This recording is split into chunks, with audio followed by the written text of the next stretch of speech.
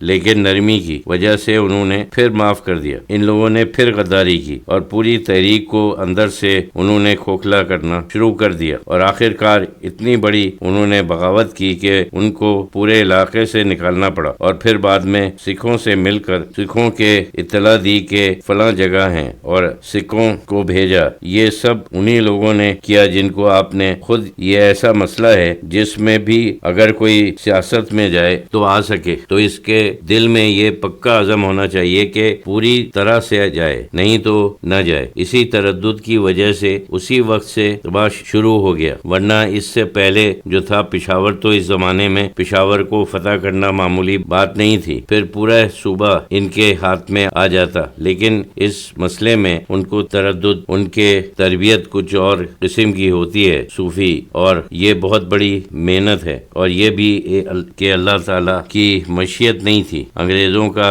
اقتدار آنے والا تھا، اس وقت کی تھوڑے دن کے بعد آ گیا، لیکن اصل چیز کے انسان کا دل ہے، اور ابھی تک لوگ باہری چیزوں میں پڑ جاتے ہیں، بلکہ ہمارے صوفیہ ہمیشہ کہتے ہیں کہ جب تک باطنی اصلاح نہ ہو تو یہ ظاہری علم بیکار ہے، یعنی وہ بھی اکثر ہدایت کے بجائے گمراہی کرتا ہے۔ باطنی علم نہیں ہے، اس میں بصیرت نہیں ہے۔ بعض چیزیں ایسی ہوتی ہیں کہ کچھ ایک قسم کا اعتقاد ہے، یا کچھ وجدانی طور پر کہ وہ سیاسی نہیں ہے، یا شریعت کا اصل مقصد کیا ہے، یہ چیز کتابوں سے نہیں ملتی ہے۔ یہ تو صرف رسول کریم صلی اللہ علیہ وسلم کی روحانیت سے مناسبت پیدا کرنے سے حاصل ہوگی۔ اگر یہ نہ ہو تو واقعی مسائل بھی صحیح نہیں ہوتے ہیں۔ اس وجہ سے تم دیکھتے ہو کہ یہ جو علماء ظاہری ہمیشہ سختی کی طرف جاتے ہیں، اور یہ ایک بڑا المیہ ہے ہماری فقہ کی تاریخ میں کہ علماء جو ہیں ہمیشہ سختی کی طرف جاتے رہے ہیں، اور یہ اس میں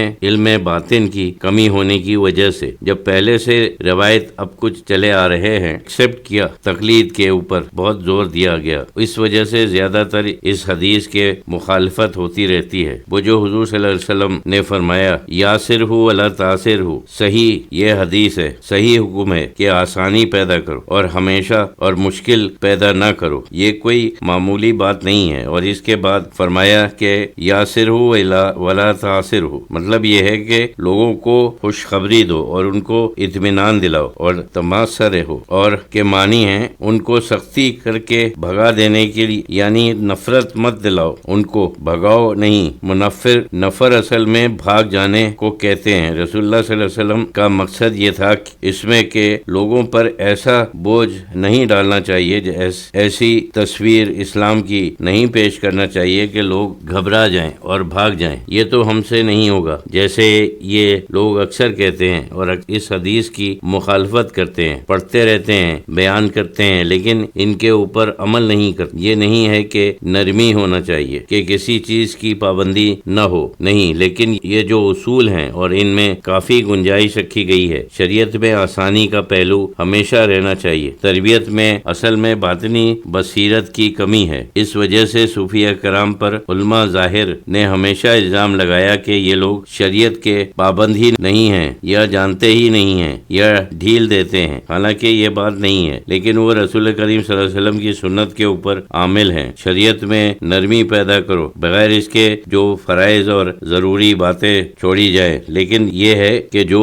نرمی آپ صلی اللہ علیہ وسلم کے نے قائم کی وہ قائم رہنا چاہیے۔ جو ان کی باطنی بصیرت کی غلطی ہے، اس نظر سے باطنی اس کے معنی یہ ہیں کہ ظاہری عمل کے ساتھ ساتھ باطنی تربیت بھی ہونا چاہیے، جیسے صحابہ کرام اور تابعین میں یہ چیز تھی۔ ان کو لمبی لمبی کتابیں تو اس زمانے میں تھی ہی نہیں، کوئی کتاب ہی نہیں تھی صرف سوائے قرآن شریف کے، اور سب سے بڑے امام ہمارے وہ لوگ جنہوں نے ایک کتاب بھی نہیں پڑھی، لیکن بصیرت ایسی تھی کہ ان کے لیے قرآن ہی کافی تھا، اسی سے ان کو سارے علوم حاصل ہوتے تھے، قلب میں ان کے وارد ہوتے تھے۔ انسان اگر اپنے باطن کی تربیت کرے تو وہ ہر طرح سے مکمل ہو جاتا ہے، اور اگر نہیں کرے تو کچھ بھی نہیں ہے۔ جو ہنر بھی حاصل کرے وہ صرف ایک ظاہری سطحی ایک چیز ہے۔ کیا فائدہ کتاب ختم کرنے سے، یعنی اس کا کوئی ثواب نہیں۔ ایک شخص مثلا اس کا حافظہ بہت زوردار ہے، اس کو صفحے کے صفحے یاد کرے تو یہ کیا ہے؟ یہ تو ایک پہلوانی قسم کی چیز ہے۔ جیسے بعض لوگ سمجھتے ہیں کہ بعض کتابوں کو یاد کرنا بہت بڑا کارنامہ ہے، حالانکہ یہ تو صرف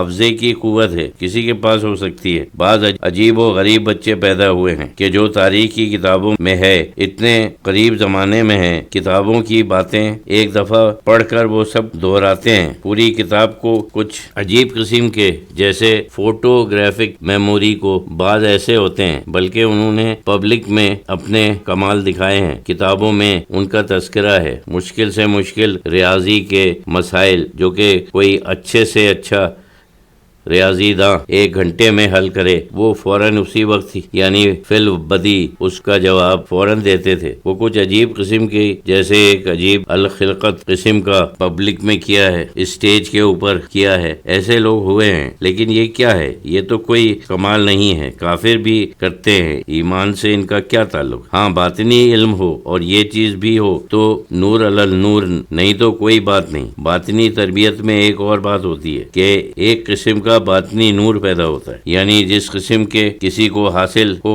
اتنا نور اس کی عقل کے اوپر پڑتا ہے، اس کی عقل بھی منور ہو جاتی ہے، لیکن حقیقت سے قریب ہو جاتا ہے کسی حد تک۔ حقیقت سے قریب ہو جانا ہے تو اللہ کا نام الحق ہے، تو ہر چیز کی حقیقت اس کو روشن ہونے میں ظاہری مسائل میں بھی زیادہ سمجھ سکتا ہے۔